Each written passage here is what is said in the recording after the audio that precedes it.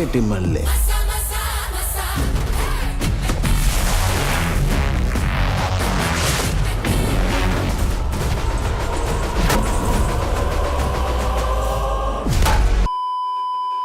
ఏంటో పెద్ద సినిమాకి కొంచెం బ్రేకులు పడతా ఉన్నాయి. సో మొత్తానికైతే సినిమా రిలీజ్ డేట్ అయితే వచ్చేసింది. ఓకే, జూన్ 4వ తారీఖు మన ముందుకు రాబోతుంది. సో అభిమానులు ఎప్పుడా అని ఎదురు చూస్తున్నటువంటి డేట్ ఆల్రెడీ మేకర్స్ అయితే ఇచ్చేశారు.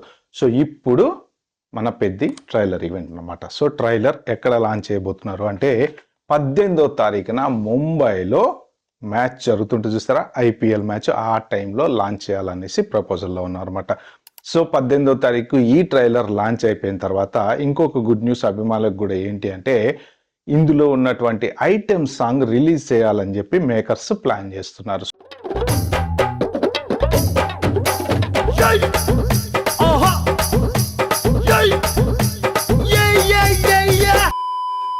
సో ఆ ఐటెం సాంగ్లో జాన్వీ కపూర్తో పాటు మన అందాల ముద్దుగుమ్మ శృతి హాసన్ కూడా ఉందట. సో ఇప్పుడు ఆ ఐటెం సాంగ్ రిలీజ్ అయితే మాత్రం ఖచ్చితంగా ఇది నెక్స్ట్ లెవెల్కి వెళ్ళిపోతుంది. ఎందుకు అంటే ట్రైలర్ రిలీజ్ అయిన తర్వాత ఒక్కసారి ఐటెం సాంగ్ కనుక రిలీజ్ అయింది అంటే సినిమా మీద అంచనాలు అనేవి ఖచ్చితంగా పెరుగుతాయి అన్నమాట.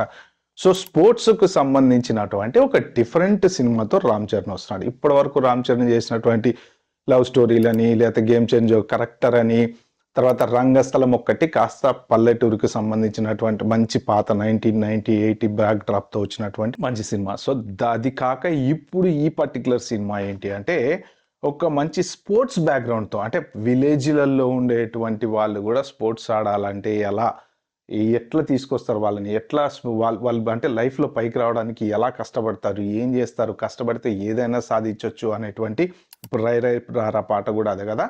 సో ఆ టైప్లో ఈ సినిమాని తీసుకొస్తున్నారు అనమాట. సో ఖచ్చితంగా ఈ సినిమా మాత్రం అభిమానులకి మంచి పండగే. దాంతోపాటు ఏంటంటే అందరికీ కూడా ఒక మంచి స్పోర్టివ్ అనమాట. అంటే ఏంటంటే మన కళ అనేది ఒక సైడ్ అయితే స్పోర్ట్స్ అనేది ఇంకొక సైడ్. సో స్పోర్ట్స్లో ఏంటంటే కష్టపడాలి, ఏదో ఒకటి సాధించాలి అనేదే మెయిన్ ఉంటుంది. సో ఈ సినిమాలో కూడా పాటలు కూడా అలానే ఉన్నాయి కాబట్టి సో ఖచ్చితంగా ఈ సినిమా ట్రైలర్ కోసం మనం 18వ తారీఖు వరకు ఆగాల్సిందే.